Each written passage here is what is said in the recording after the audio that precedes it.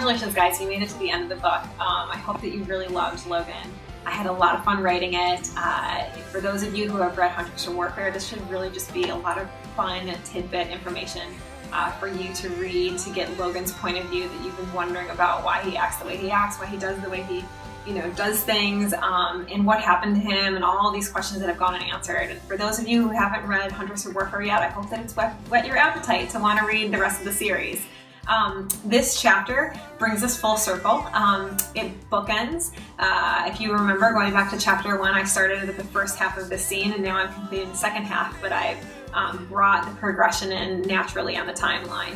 So now it fits into the timeline, and you finally get to see how Logan feels about Audrey, his innermost thoughts, why he is scared. You find out that he was attracted to her from the beginning. Again, I am working within the confines of what I wrote in Huntress, so interestingly enough, if you read Huntress carefully, you'll see that Audrey was never introduced to Logan.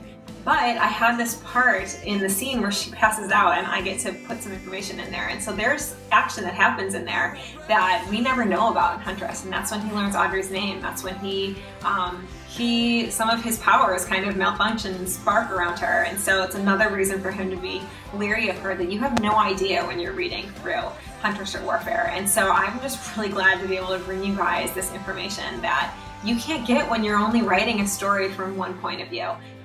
So it was a lot of fun, and I feel great that I finally get to kind of reveal more of Logan's innermost being, and hopefully you're leaving the story understanding him a little bit more and how he works, and it adds to the richness of the series. And then also, just when you go onto Dominion and read that next, it's really going to add another layer. You're going to be able to see more into Dominion from having read Logan. So thanks for reading. I would love it if you guys have a chance to review Logan.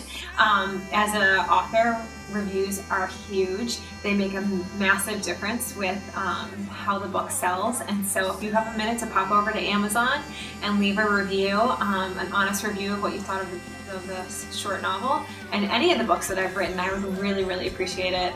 Thank you so much. I'm always love to hear from people. I am on Facebook, I'm on Twitter, I'm on Instagram, I have a website. We'll leave all the links here for you guys to connect with me. Feel free to reach out at any point. I love to hear from readers, and I love to interact with them. And so anyway, thanks for everything, and I will talk to you guys soon. Bye!